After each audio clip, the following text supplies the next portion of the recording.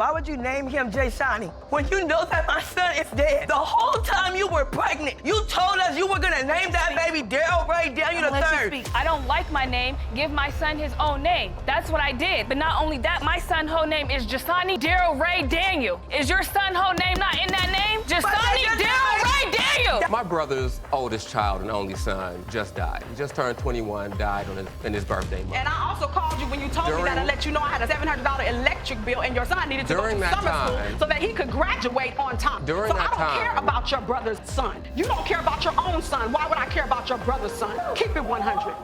This whole thing starts like a wild family text fight. Miss Banks says Jada's blaming her dead son for a baby he might not even know. Jada's like, nope, he's the dad for sure. Ms. Banks, you say the defendant is pinning her baby on your son, Daryl, who was tragically murdered before her child was born. You say Daryl told you he didn't believe he was the father, and you intend to prove that today. Miss Banks says she and her son were super close and never even knew Jada until the end. She thinks Jada's just another ex, and now she wants proof.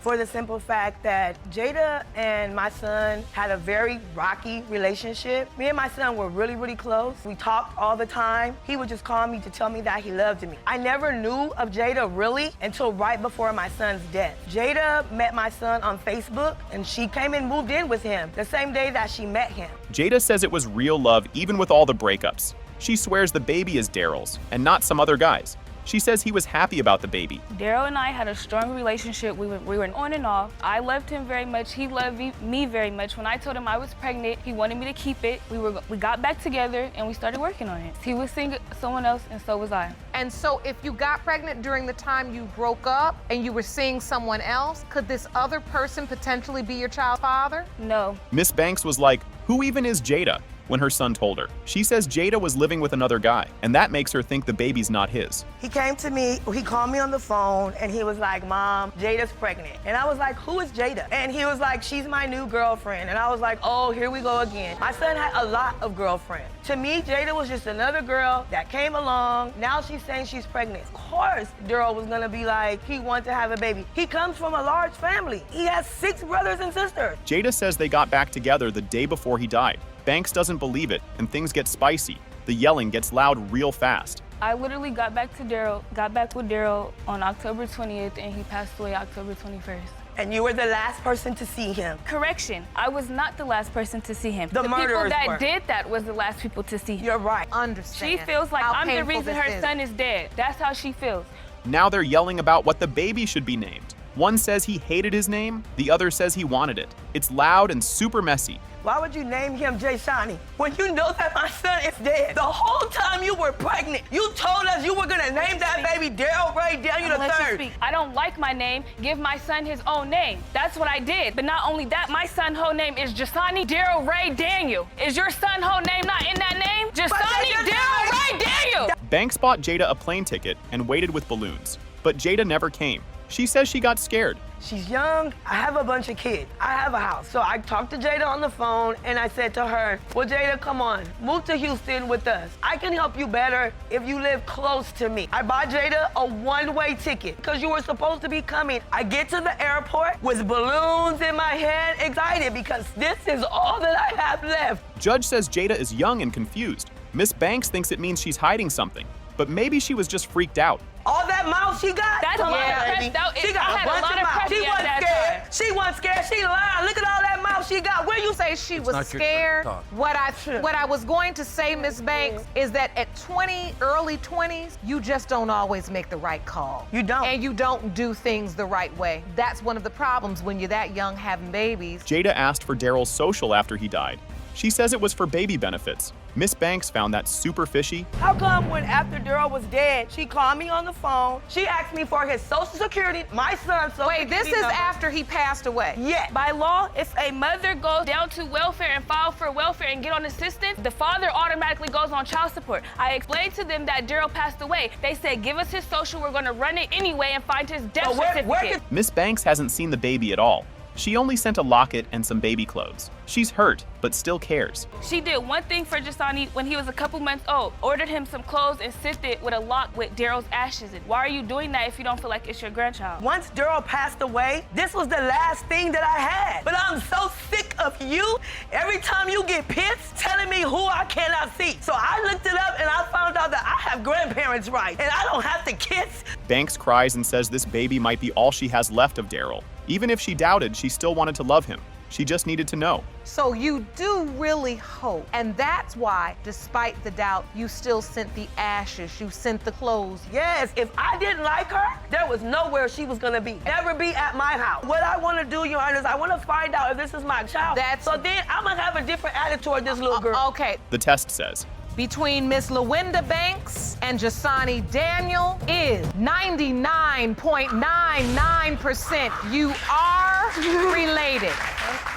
this thing starts off with big drama. Miss Hooker says her baby belongs to Keyshawn, who passed away. She wants the truth and an apology, like right now. You are here with your mother because you say the defendant's son, Mr. Abraham, fathered your 10-month-old daughter, Kanaya. You say that Ms. Baker and her family's public denial of this child has caused you pain, and you are here for an apology and to prove her son is the father. Keyshawn's mom says he didn't think the baby was his. She promised to get a test. She says she isn't trying to be mean, just keeping her word. Ms. Baker, you and your daughter are here today to represent your son, Mr. Abraham, because tragically, he was killed 3 months after the birth of this child. You say that before his death, your son expressed great doubt that he was the father of Miss Hooker's baby, and you are here to put the lies to rest. Miss Hooker is super upset. She says people treat her like she did something wrong. She's tired of the mean looks. I'm just sad sometimes. I try to deal with it now. Like, I really don't care no more. That's how I feel. I don't care anymore. I don't care who feel nothing about my baby. I don't care. It just seemed like everybody else looking upside my head. Like, I'm animals. Like, every time I'm sitting down doing something, they looking at me like I'm just outcast of the group. She looked like me, so why is it a problem? That's why I just say I don't care about nothing. Her mom jumps in like a lion. She says the family keeps calling the baby fat. She's not having it. Can I jump in? It's not that she don't care. Her feelings been hurt, so she hold her guard up. It's not Miss Baker who denies Kenaya. It's her family who makes my daughter. She was too fat to be his baby. She fat like them, and it's just a whole bunch of stuff. Never from Miss Baker. It's always her who always have something to say about my grandbaby. My daughter's feelings have been hurt. Ms. Baker says Keyshawn heard rumors. He wanted a test, but never got the chance. She's crying a lot. My son was on vacation. We kept hearing that Denia was pregnant, but then when we finally found out for sure, he told me, he said he wasn't the only boy that had messed with Denia. And he made me promise that we was gonna get a blood test, and things didn't go the way we thought they were gonna go, and now we're here. Miss Hooker says nope, no other guy. She says people can't tell her what she did. She says Keyshawn only doubted the baby when they fought. Was there another guy? That's why it's funny, because how can somebody tell me who I was sleeping with? Nobody in the room was in the room with me when I was sleeping with somebody. What do I have to lie? Keyshawn told us that he wanted the blood test. Keyshawn only denied the baby when him and my daughter was arguing. Other than that, I have pictures with him laying on her stomach. He had doubt only when he was angry. And I cannot get mad at what he tell his mother or nothing like that. Keyshawn's sister says seeing the baby makes her sad. She says it's not hate, it's grief. People are just hurting. I know my mom said something about, she had a birthday dinner, and my mom did tell me, she said something about other people's view of her is just her perception. She has to understand that sometimes it's hard for people to look, for me personally, to look at baby because it's just a reminder that my brother's not here. So it's not about her and her feelings. When she does come around, it is a sense of sadness for me. Keyshawn got super skinny and scared. His mom told him to be a grown-up. He didn't know what to do. I was messing with her. He was unsure to the point of where he was just sick. He was worried. He was scared. He lost so much weight. Like I told him, you played grown. Now it's time to be grown. Because if it's your baby, you not finna run and you not. Him or my family are not those kind of people. Miss Hooker is mad her baby wasn't in the obituary. She says that hurt her heart bad. The yelling begins. It's not that she feels some type of way. It's like she more hurt behind the obituary. As Carolyn has explained to her about the obituary, but in her heart, she feel like Miss Bland left her out of the obituary on purpose. That's why she has so much animosity towards Toy. I just feel like this come back and this is the baby. I don't want her. I don't want no sorries from nobody. Keep your sorries. I don't want no sorries. I'm not sorry. Okay, I'm not asking you to. Shut up. Hooker says she'll make her own obituary with the baby's name. She wants her daughter to see it one day. That's big heart stuff. She said one of her family members was in the obituary. She went and finished up without me. So, Kenaya did get left out. So did my grandmother, and so did one of my sisters. The percentage of relatedness between Ms. Baker, Mr. Abraham, and Kenaya Abraham is 0%. And This courtroom turned into a whole soap opera real quick. Ms. Lester says Mr. Lewis is acting fake now that she won't give him the goods. Then he accuses her of being with a bunch of other dudes like it was a group project. Ms. Lester, you opened this case against Mr. Lewis because you say he denies fathering your 21-month-old son, Raiden, only because you won't have sex with him. You want Mr. Lewis to step up after today's result prove that he is the father. Mr. Lewis calls her a hoe, and Judge Lake nearly loses it. She reminds him he was the one sleeping with her. The audience loses their minds, and it's still early. First, Jatoya is a hoe. Did I just say use respectful language in the court? I'm sorry, but that's just what it is. No. It's not what it's gonna be in this courtroom. And you look crazy because you're the one sleeping with her anyway, so you're not making a point. Thank you. You're only making yourself look dumber. They met on Facebook, and it got messy fast. He said he wanted more than intimate violence, but went to her house that night anyway. She says they even talked about having a baby on purpose. When I seen her on Facebook, I inboxed her. All guys want to do is have sex. I lied and said no. He was in a relationship at the time, Your Honor. That same exact night, I went over her house, we had sex. The very first night, no condom. He's lying. So- He wrote me on Facebook in March of 2016. We didn't have sex until August. Lester tells Lewis she's pregnant, and he hits her with, "Who's the daddy?" Another guy signs the papers and cuts the cord. Judge Lake's face says it all. She tells me she's pregnant. Then she tells me it's my son, but tells another man it's his son. He was at the hospital. At the hospital, he cut the umbilical cord and he signed the birth certificate. So how am I the father? He sure did. The birth certificate has a different man's name. Lester says she was tired of chasing Lewis. He ghosted her like a bad Tinder match. This birth certificate, oh yeah, here it is, from the Commonwealth of Kentucky. Certified record of birth for Raiden Jador. Your father's name is another man's name. Yes, Your Honor. You let another man sign the birth certificate when you told Mr. Lewis it was his child? Yes, I did. Why? She already tested another guy and posted the results online. Lewis calls her a freak for that. Even Judge Lake laughs. Because we did a test and it came back that he was not his father. And he knew that because it was posted on social media. He called me. Who posts paternity results on social media? You know why? Excuse my language. Please say it. Say it. Lewis says he got shot so much he can't make babies. He swears the kid doesn't look like him.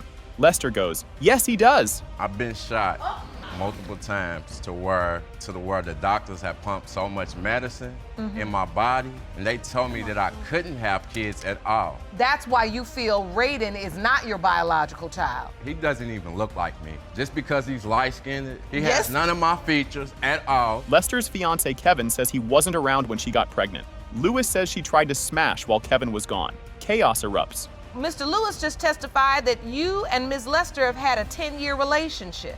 Yes, Your Honor. And you've been sexually active with her for those 10 years? Not at all, Your Honor.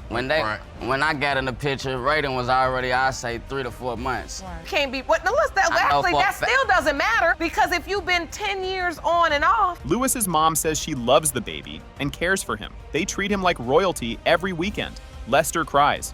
He's been a real joy to me. I've developed this bond with him. He's developed a bond with my family. He's been around all of my family, and they all just love him to death. And you come and get him every weekend? Every other week I come and get him. He got clothes and everything at my house. And you have fallen in love, completely in love? Totally in love with him. Lester says she just wants Lewis to be the dad he never had.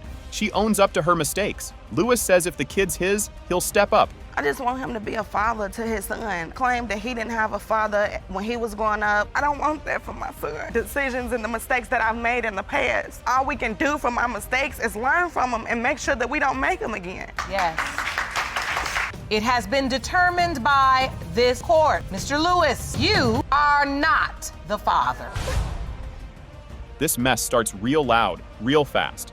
She says he's a terrible dad. He says she's mean. Boom, we're already in full drama mode. Nazarene, you are here today to sue your ex-boyfriend, Mr. Rami, for being an absentee father and a deadbeat dad. You say he has caused you and your 2 children much pain and suffering by never stepping up as their father. He says she hit him. She says he stole her money. Something about a broken car and a baby. These two need separate planets. Complete irrationality. The decision to be overtly angry, volatile, and violent for things that I consider to be less than important. Very verbally and physically abusive. Absolutely not true. He and I have had one incident where he stole $500 from me and had me and my baby in a car that had a steering column that failed. Okay, so. She clowns him for only sending $100 sometimes. He says he tries his best. LOL. The crowd is not buying it. But when I've had a job, I have sent help. Whenever she's hit me up and asked for money, every once in a while he sent $100. Yes, absolutely. Over the past 17 and 16 years, he paid child support when he was with his ex-second wife. Okay, so she would have taken my children to Georgia from Los Angeles where we had them. I would have been there. Okay, so what happened to me being 7 months pregnant with a 1-year-old and you were gone for 3 years? She said something ice cold about his nephew. The room went silent like in movies. It got real ugly, real fast. My brother's oldest child and only son just died. He just turned 21, died in his birthday month. And I also called you when you told me that to let you know I had a $700 electric bill and your son needed to go to summer school so that he could graduate on time. So I don't care about your brother's son. You don't care about your own son. Why would I care about your brother's son? Keep it 100.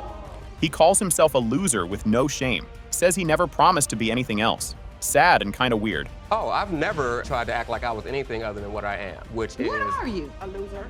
No, I'm being honest. He says he's being... I want him to tell me. I am a writer. She made her decision to be with me with that information. Really? I've never acted like I was going to go get a job that was going to provide me with a raise and with upward mobility so I can be somebody that's making $100,000 a year. He says she punched him and trapped him. She says nope, he's lying again. Now it sounds like a soap opera. Not quite sure how she heard my statement of I'm leaving, but she decided to punch me in the face. Lie. After she punched me in the face, the exact quote, I'll never forget it, which was hit me. He's a liar. From your perspective, you're denying all of this. What I'm saying is he keeps on starting at bringing the bug back. The bug was freshly painted. Oh gosh, is this car again? I'm not talking about the car. Judge Lake roasts his wannabe rapper life. Says kids need food, not rhymes. Everyone claps and he just stands there. I don't want to see the day the father of my child tries to come up short for my baby. It's not gonna happen.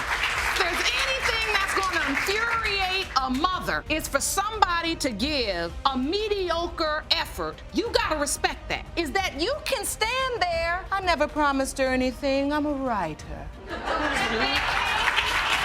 Their daughter is embarrassed, and who can blame her? Her dad won't get a job. Oof, major cringe. He just, in my opinion, doesn't feel like this man loves or cares for him or his sister. And then my daughter said she's embarrassed that her father refuses to work. Him and I having a friendship, never gonna happen because he's a liar, he's a manipulator, and he thought that he was gonna come to my city where I was born, defame me. And all you're doing is making yourself look like a fool. You two don't have to be friendly. Best for you two to have. Never, ever. Judge finally makes her ask when he's visiting. He says tomorrow. Everyone holds their breath. When can you visit with your kid? As soon as possible, which will probably happen tomorrow. Allow it. If so she you might want to it. make some arrangements. This is what I've had to deal with this whole time. Oh, absolutely. Those are my children, What and I've I had to take deal with care the whole of them. time. Oh, please, you're a liar. I brought those children to you every other weekend. You need to, you're lying. I brought them to you every other weekend and brought food because you couldn't even feed them. Right away, this court is buzzing like a beehive.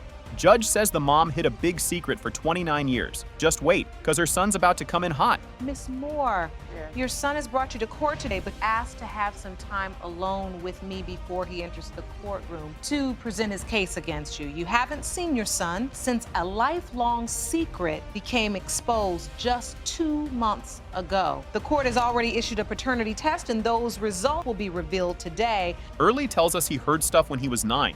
He asked his mom if Maurice was his dad, and she said yup every time. But mom says she never got asked, so it's about to get messy. It started around like I was 9 years old. I kept hearing rumors from outside family members that Maurice might not be my father or I might not be his son. I asked, but I always get the same results. For a long time, I got the same results. Your Honor, he never asked me. I have asked Your Honor told him. and told her, came to her and asked her. She always told me, Maurice is your father. At the store, a cousin acts super weird about Erle's dad. Erle tries to prove it with a phone call, but the guy bails quick. That's when Erle knew something smelled fishy.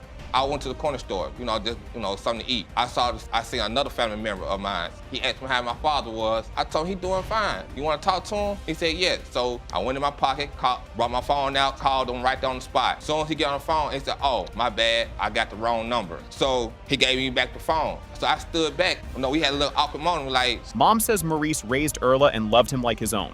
She didn't want to mess up a good thing, but now it's coming out whether she likes it or not. He came into town. I didn't even know my son was coming into town. He came out with it. I told him, I don't know. Had he asked me at 9, he graduated, yes, I still would have told him, but I would have still said, don't tell your grandmother. I went to Maurice. I asked Maurice, don't you think it's about time we let Earl know? No, leave it alone. I'm here now. I'm going to be here. He's my son. Mom was with 2 guys in like 2 days. As Erle grew up, he didn't look like Maurice. That made Mom's brain go, uh-oh. Dating. There may be another man involved, yes. And how do you have this doubt? In a very short time frame, like maybe 24 to 48 hours. Okay. And then it became more doubtful as Earl started growing, and I noticed the difference. So this has been a painful secret for you to just hold in your whole life. You've known this. Erle is big sad now. He says he loved Maurice like a superhero, but no one told him the truth, and that stinks. You feel like you deserve the truth. Why would I have to wait this long? Why would I have to wait this long?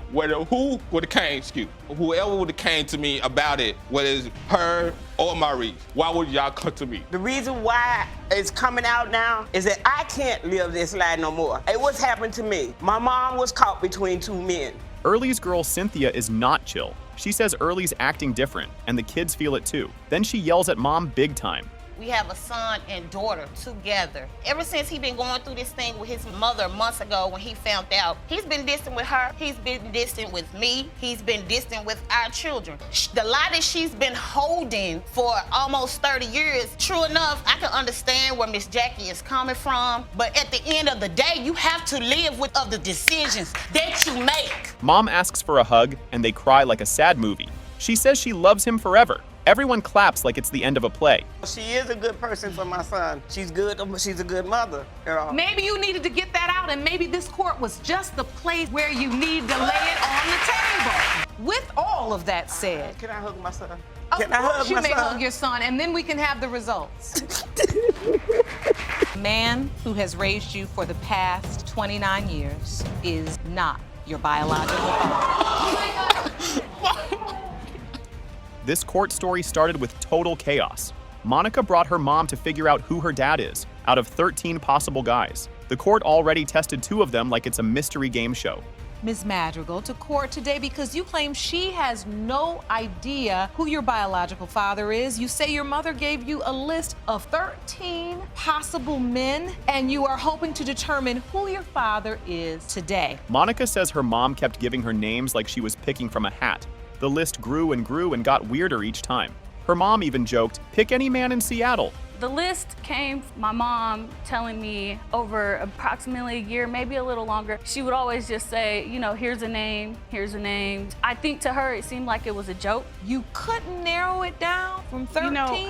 The 13 that she's named is like 13 ghosts. Monica says not having a dad made her feel super lost. Her mom didn't seem to care, saying, you came from me, that's enough. Things got loud real quick. I feel lost. I feel confused. I don't know who I am. I don't know my heritage. I don't know what I'm completely mixed with. I don't know where I came from. I don't know nothing for the family. Matter. But that's only half Nobody the story. Else matters. That's can't only no half man, the story. Can't no man raise me better than you can, even though it doesn't even matter. You raised so me? save it. Oh, I raised you. No, you didn't. You weren't even there. So anyway. Monica tried to forgive her mom using God stuff, but her mom snapped and called her the devil, like for real. The judge was like, did that just happen? I have an ex that used to preach to me all the time about having to be close to my mom, and I wanted to be right with God. So therefore, she won't even That's allow. That's a good one. Use God, you damn devil. Use God. I'm the devil, man. You're the devil. Because all this is unnecessary. It's all unnecessary. It really is. All this is for her to find out what she wants to know. That's what matters. 2 maybe dads were tested,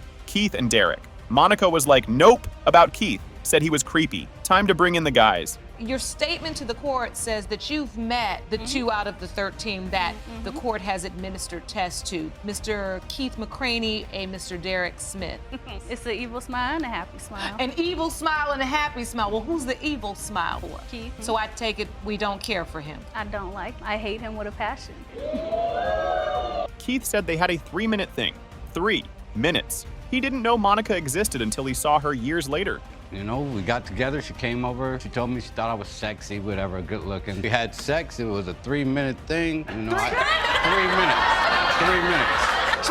She confirmed it. And nothing but the truth. Okay. Monica met Keith when she was 13 and didn't like him at all. She even called him ugly in court. The judge had to shut it down. I was 13 and I was going into 14. I stayed the night over with him and his girlfriend and her kid. Come to find out that one of her kids was his child, but that she was in question at the time and they had to be tested years later. Everyone. I'll never forget, I told my mom, I said, gotta be kidding me. I said, Mom, this ugly, my dad. Now, wait a minute. Monica lost it and cried hard. She yelled that nobody understands her pain. The judge tried to calm her down. These guys, everybody's attacking me like I'm the one that was laying down sleeping with people. I'm the one that was made. Miss Myers. Okay?